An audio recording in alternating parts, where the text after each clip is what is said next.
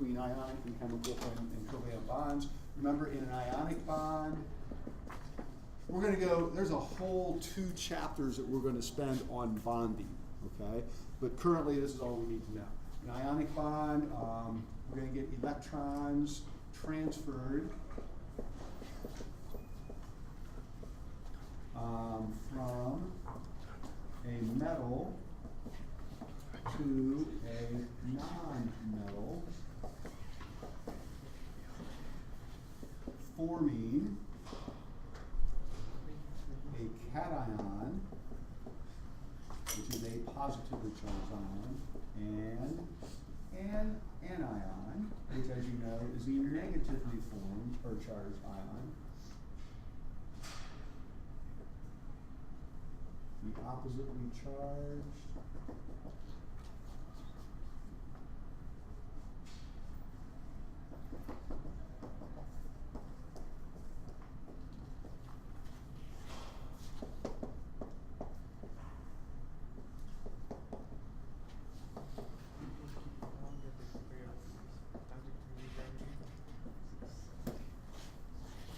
Now, the actual process of transferring the electron, that actually is going to happen during a chemical reaction of some sort.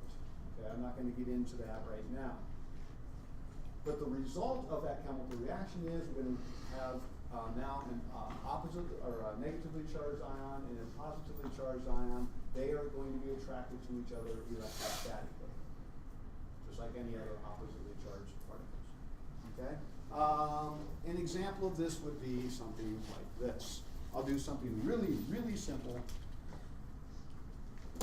And this is probably how you were introduced to this idea anyway. Does anyone remember how many valence electrons sodium has? 1. You can look at the periodic table if you want, but it has 1. I'm going to use a little dot to represent that. Does anyone remember how many valence electrons chlorine has? How many valence electrons does chlorine have? 1.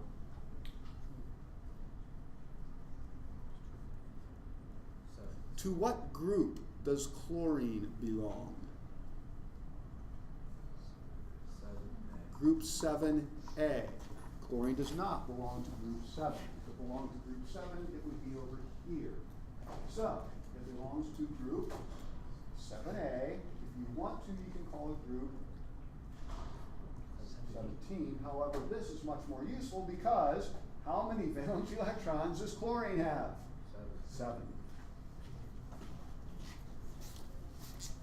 I'm going to do a little galleon tigers here. There we go. Okay. Now remember, way back in chapter 3, there was a little thing in the review said that an electron is an electron is an electron is an electron. You guys remember that question? How are electrons different from each other? They're not. They're the same. Okay. I use different colors so we can see where they came from and where they go. Okay? That's the only reason I did that. Now, sodium is a metal, so it has a tendency to become a positively charged ion by losing its 1 electron. Chlorine as a non-metal has a tendency to form an anion or a negatively charged ion by gaining an electron. So these electrons, or this electron, gets transferred over to that. Now that is the chemical reaction process. Okay. So if you had some sodium sitting around, you had some chlorine gas sitting around, you put the 2 together, they interact, this process is going to occur. But it results in a sodium ion that has a charge of 1 positive because it lost an electron. And now we have a chlorine ion that has gained an electron. And so therefore, it has a 1 negative charge. Opposite charges attract. That's an ionic compound. You guys have studied this before to some extent, yes? Okay. How are you going to know if a compound is ionic? Are you going to distinguish ionic compounds from covalent compounds? So we don't know yet, but keep that question in mind. We'll talk about it here in a second. All right, can I erase this, or are we done copying this down?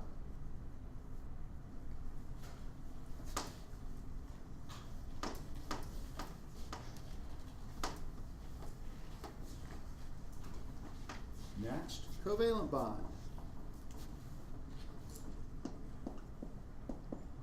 Interestingly enough, the word covalent gives you clues as to what is going to happen. Co. What's that? More than one. No. Cooperate. That makes more sense. Together. Valent.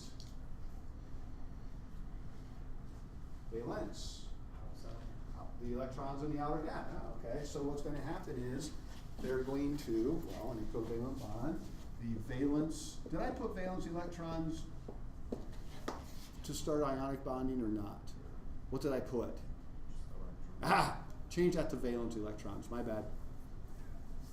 I can't believe I forgot to put that.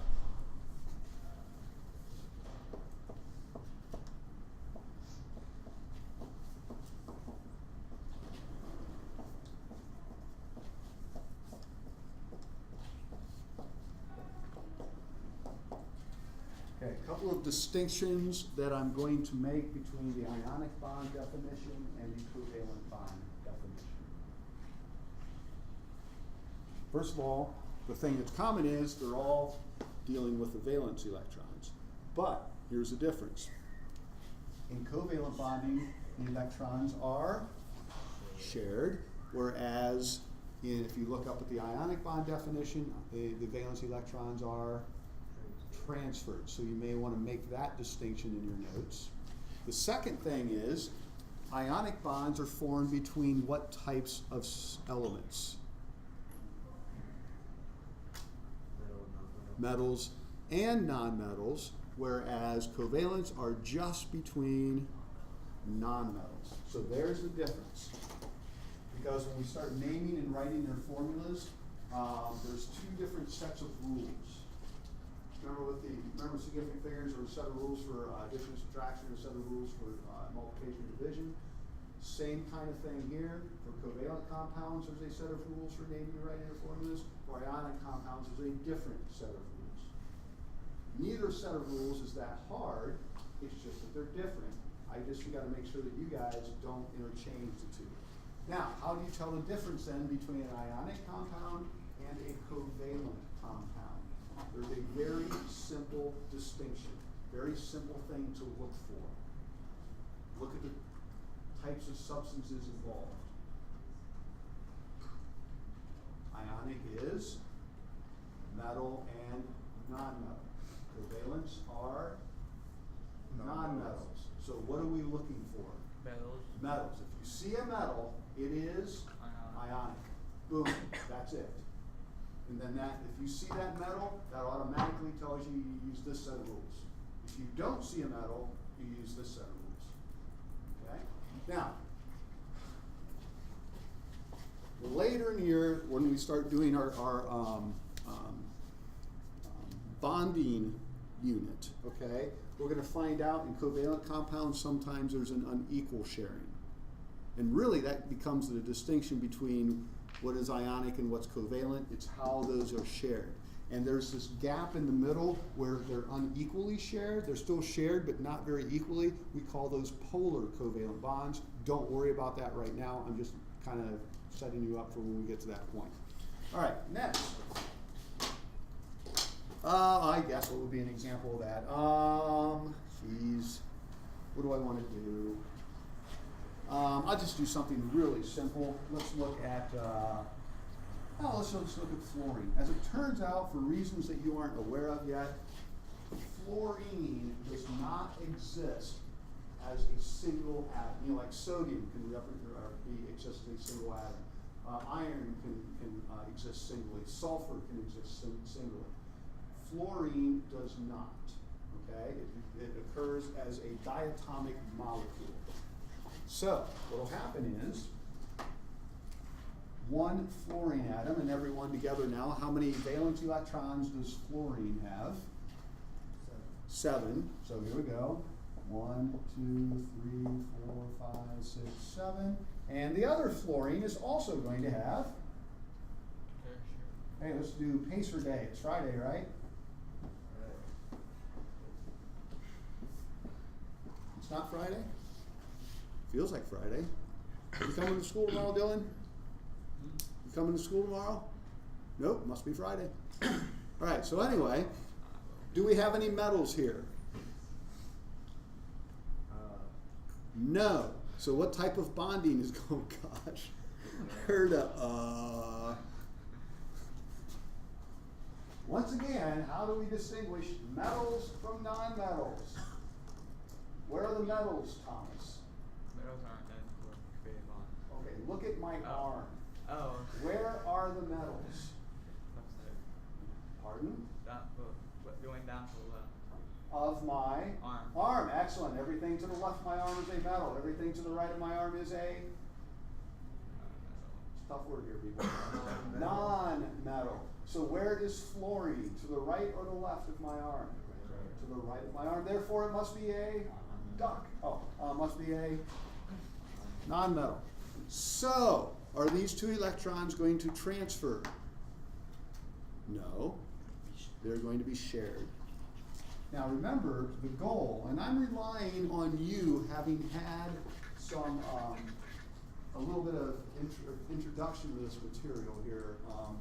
Those 2 electrons are going to be shared to form a single covalent bond, okay? Remember, the atoms are trying to achieve an octet of electrons, or have 8 electrons, valence electrons available to them. You guys remember being introduced to this idea at some point? For you, it's been a long, long time ago, hasn't it? When did you take physical science? Yeah, that's 3 years ago. But do you vaguely remember that? Yeah. Maybe. Trying to get an octet of electrons, okay? Does this fluorine have 8 electrons available to it? 1, 2, 3, 4, 5, 6, 7, 8, because it's sharing those, right? What about this fluorine? Does it have 8 available to it? Yeah. 1, 2, 3, 4, 5, 6, 7, 8. Okay, so we form a single covalent bond. You guys may remember doing things like this at some point in time. Okay, we're going to come back to that and really expand on that, like I said, in a unit later. But right now, I wanted you to recognize that because there are no metals, we're going to use one set of rules. We'll see that here in a second. Okay. That was a nice review of probably at least a day, if not 2 days worth of physical science. Let's continue. Gosh, I hope I started this video. I did. All right, next page. We're going to start off with what I consider to be the easiest type of things to do. No, when I say the next page, I mean, my bad. The bottom of this page. My fault. My bad. Where it says writing binary ionic compounds or formulas. Now, that sentence right there, that phrase, actually has 2 very important terms in it. Binary. So what number is involved with binary? 2. Ionic. What is this compound going to have in it? 2. A metal. See where I'm going with that? Yeah. So all of a sudden you see you see binary and you see ionic. That gives you a lot of information. 2 elements, one of them's a metal. So here we go. When we're writing the formulas, here's what you're going to do. I'm going to go ahead and give an example up here. We've already done this because I did that on purpose, but we're going to look at this example down at the bottom there.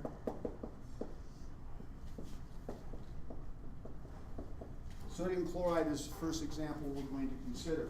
What you do when you write the formula is you write the symbol and charge of the cation first. Remember, the cation is a positively charged ion, which means it's going to be the metal. What's the symbol and charge for the sodium ion? Everyone together now. Say goodbye to your mom, Thomas. Oh, okay. Anyway, with symbol and charge for sodium.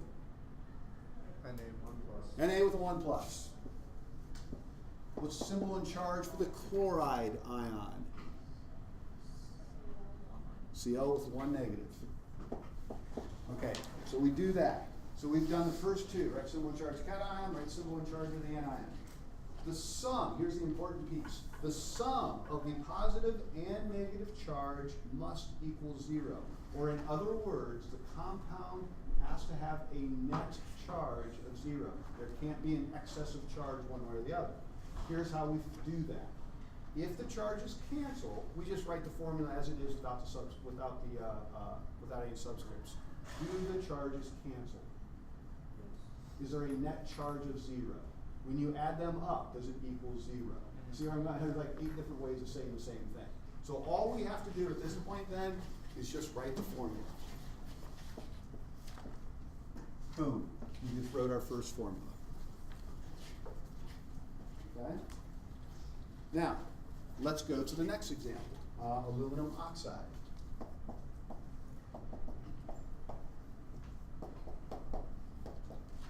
Okay? Let's follow the rules here once again. Write the symbol in charge of the cation.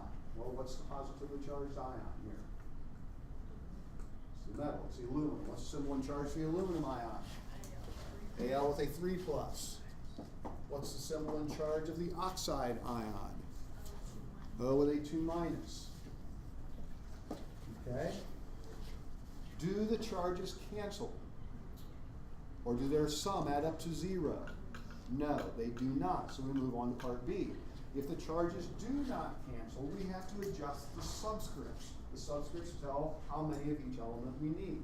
Okay? There's two different methods you can use. One of them is a shortcut, works 90% of the time. The other one is the correct way to do it, but sometimes it's a little complicated. You know what I'm saying? So, but it works every time. So, two things. One thing you can do is determine the lowest common multiple of the charges. This is the can't go wrong method. Okay? Determine the lowest common multiple of the charges. Well, what's the least common multiple of 2 and 3? Okay. The word multiple means more. Multiply, more than 1. What is the lowest common, meaning the same, multiple of 2 and 3? That would be 6. So that means we need 6 positive charges, we need 6 negative charges. How can I get 6 positive charges? I would have to multiply this by 2. How can I get 6 negative charges? That means I would need 3 oxygens, right? Boom. There we go, Al2O3. That's the can't go wrong method. The other method, which works, like I said, 90% of the time, is a nice little shortcut, is something called the crossover method. And all you do there is look at the number of the charge and cross it over and write it as a subscript for the other element. Now notice in this case that worked out pretty well, didn't it? Same thing over here. Take the number of the charge, cross it over, and write it as a subscript for the opposite element. In this case, both methods give you exactly the same answer, as they're going to 90% of the time. What's that 2%? So, what's the formula? Al2O3. Which of those methods were you guys taught when you guys did this? Did you guys do the crossover thing? Do you remember? You may not even remember. Did you do the crossover thing? Nah. Or did you figure out the least common multiple? Okay, that's fine. Either one. All right. A little bit of familiarity with this. Does this ring a bell a little bit anyway? Okay, let's go through and do some examples here. Oh gosh, let me make some up here. I'll have you guys try these on your own.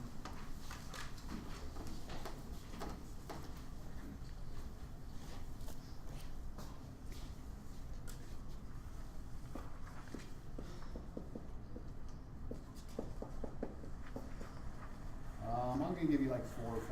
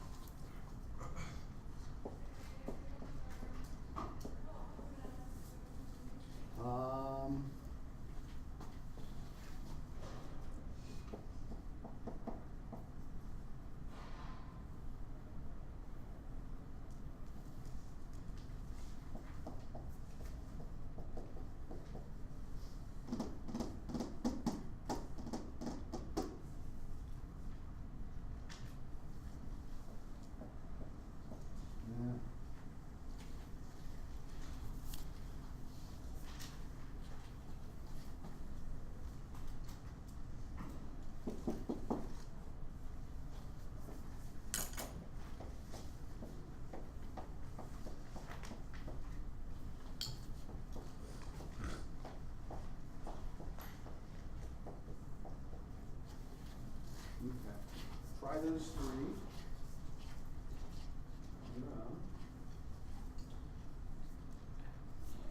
That's it.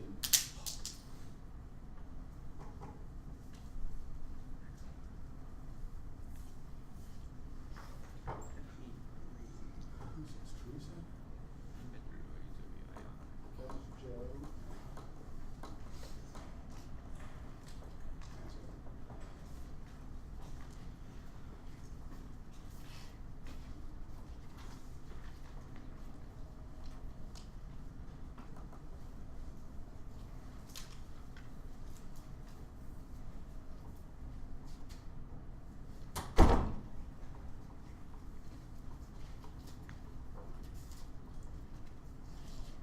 So is anybody in like theater at all? Like acting or anything? Okay. Yeah, I never did that in school. I hated it. Guess what I do every single day? I perform every single day. Isn't that weird? That's what teaching is, it's performing.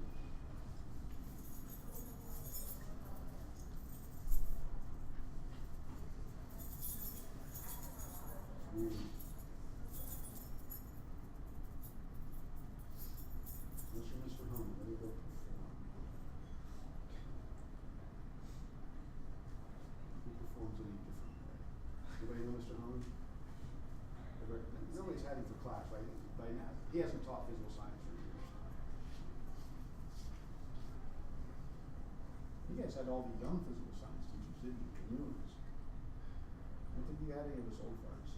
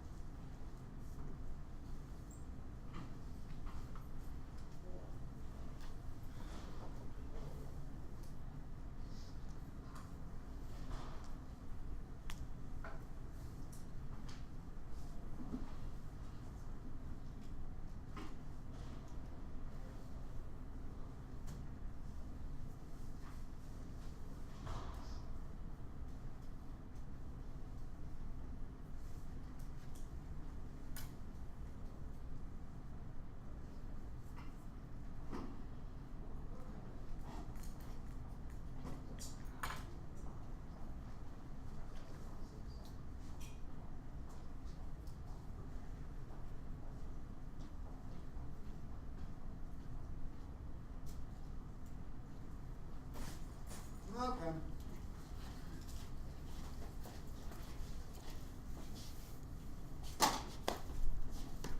Let's use blue today. Barium oxide, symbol in charge for barium is a 2+, oxide is a 2-. Do the charges cancel? Absolutely, so what do we write? BaO. Anybody 1 for 1? Not as many as I had hoped. Okay. Iron 3 bromide, symbol in charge for iron 3 is, everyone together now. Fe with a 3+. Bromide, everyone together now. 1-. There we go. Do the charges cancel? No. Well, we can either use the lowest common multiple of 3 and 1, which is 3. In which case we would need 3 positive charges. Oh, looky there, we already have those. We would need 3 negative charges, which means we would have to multiply this by 3. Or you can use the crossover method where you take this 3, cross it over to there, take the 1 and bring it over here, but it's an understood 1. If I have an Fe there, we know there's at least 1, right? So we never write 1. Okay? Either way, what do we get? Fe Br3. Anyone 2 for 2? Oh, lost a couple. All right, next one, calcium fluoride. Symbol and charge for calcium, everyone together now. Ca2+. Yeah, and fluoride, F1-. F1 minus. Okay, do the charges cancel? No. So lowest common multiple is 2. So we need 1 calcium and 2 fluorines. And finally, nickel 2 phosphide. Symbol and charge for nickel 2. Everyone together now.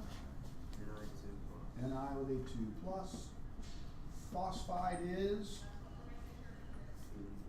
P with a 3 minus. Q charges cancel. They do not. So once again, lowest common multiple is 6, which means we need 6 positive charges. So we can write a 3 here. We need 6 negative charges, which means we need to multiply by 2. Or like I said earlier, we can cross over. Okay, either way, what do we get? Ni3P2. The whole point of writing ionic compounds is have the lowest ratio possible of the elements to each other. Okay? Has that been done in all these cases? Lowest whole number ratio. Could I write Ca2F4? I mean, that would be proportionally the right number, right proportion, but again, you wouldn't recognize Ca2F4 as much. So we would go Ca-F2. There's other reasons for that, but I'm not going to go into it now. Here's a scenario that might cause you guys some problems. We'll walk through this one together. This will be the last of these examples. What if I had given you, we'll do this one.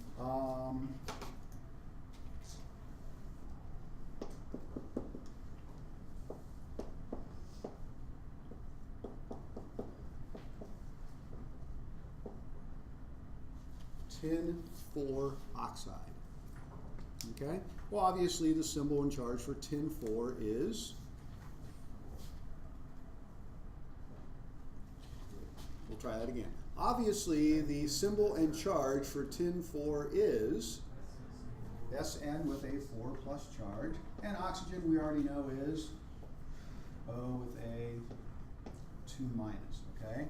Now, what are we going to do here?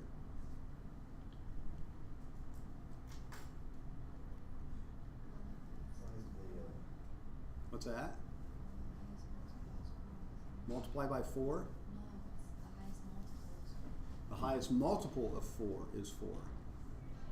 Well, is 2 a multiple of 4? Or sorry about that, is 4 a multiple of 2? I guess I should have asked it the other way around. Is 4 a multiple of 2? Yeah, and you can look at it that way. If you do that crossover thing, look what's going to happen. 4 and 2. Is that the lowest ratio possible? No. What would be the lowest ratio possible?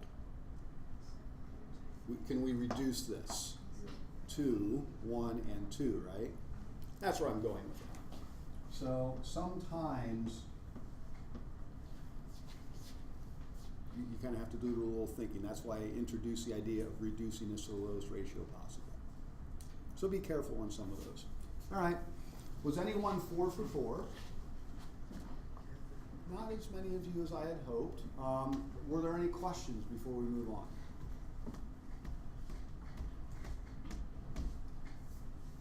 Okay, so going over these answered the questions that you had, hopefully. All right, here we go.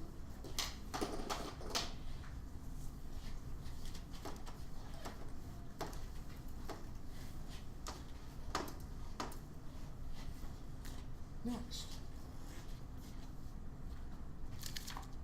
Now we can write ionic formulas with polyatomic ions. This is exactly the same. It's just that at least one of the ions is now going to be one of the polyatomics. This is why you guys needed to know your polyatomic ion. One of the reasons, okay? First thing you do is write the symbol and charge for the cation. Remember, the cations are always going to be in metal with one exception. And there it is, the ammonium ion. Remember, that was the only positively charged polyatomic ion that we had to know, right? This is why. The second one's always going to be a polyatomic anion. Other than that, the rules are exactly the same. Charges cancel, like the formula. Charges do not cancel, either use lowest common multiple or the crossover method to equalize a charge. And then we run into the scenario, what if there's more than one polyatomic ion? Well, a couple examples I want to look at here. First one I think is silver cyanide, is that right?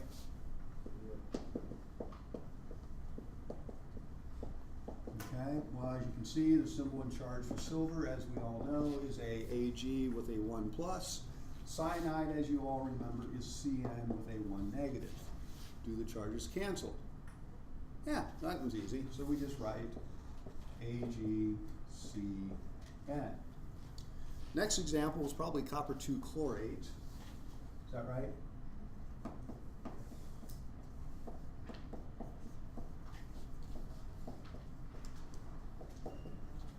Symbol and charge for copper 2, Cu2 plus. Chlorate is ClO3 with a 1 minus. Do the charges cancel? No. So we find lowest common multiple of 2 and 1, which is 2, which means I need 1 copper 2. I have that. I need 2 chlorates, 2 ClO3s. Well, I have to be careful here. If I do that, it looks like I have ClO32. Would you agree? That causes a problem. So what I need to do is show that I have 2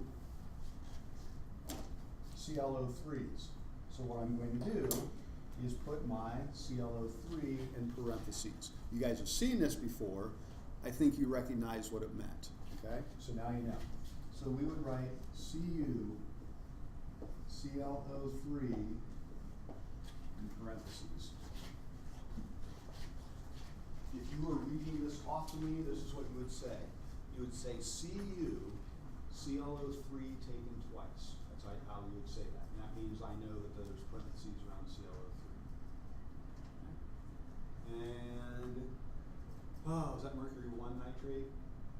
Okay. Mercury 1 nitrate. Symbol and charge for mercury 1, if you remember, is this.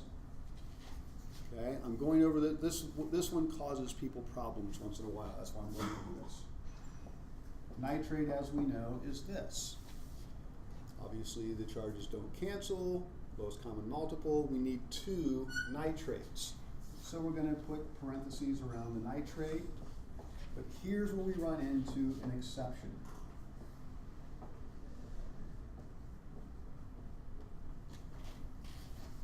What appears to be wrong with that formula after what I have gone over with you today.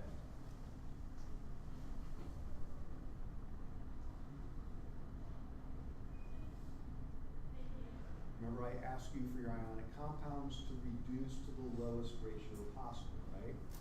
Is that the lowest ratio possible? I have 2 mercuries and I have 2 NO3s. Can't that reduce? But here's the problem. Here's why you can't reduce it. What's the charge on nitrate once again? 1 negative. If I wrote HgNO3, that means that the Hg would have a 1 positive charge. Does mercury have a 1 positive charge? No, it has to have a 2 plus charge. So in this particular case, I have to keep it this way. This way everybody knows that I'm dealing with mercury 1. So there are going to be a handful of exceptions to that reducing thing. You're just going to have to figure out when that applies and when it doesn't. I'm telling you right now, it's almost always going to be the mercury 2, or the mercury 1. All right. That should put us right at about at the end. Is that pretty darn close or not? Oh, Well, we got some more time. Let's do some examples here then.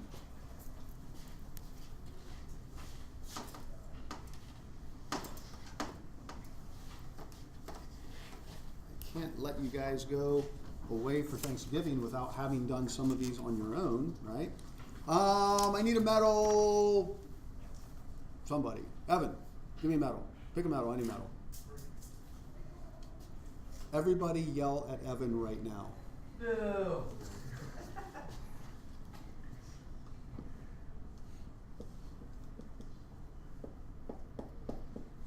I'll take it easy on you though because he picked that.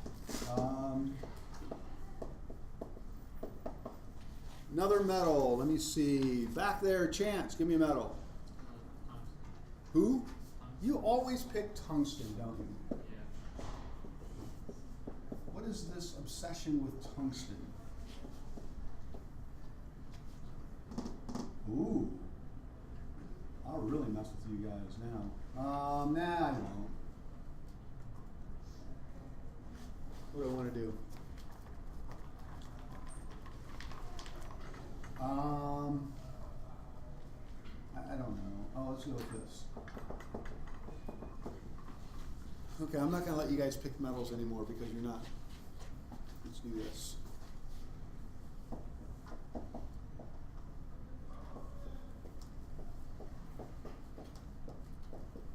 And everybody's favorite.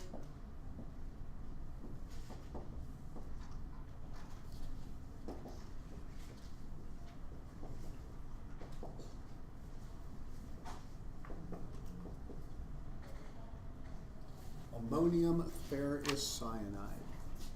Okay, try those 4 on for size.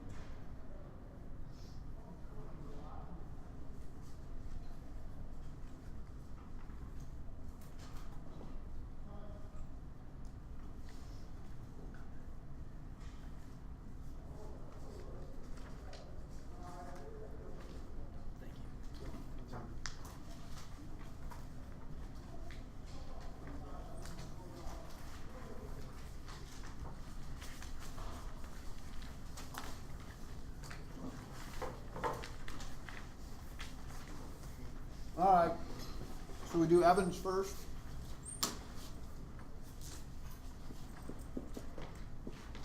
I actually made it easy for you guys.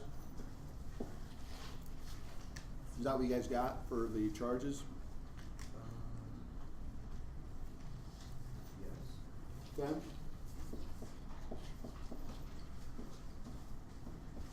And there was the answer. Anybody get that right? Okay, one person. Nicely done. That concerns me. Okay. All right. So I have to take Yep. one of those.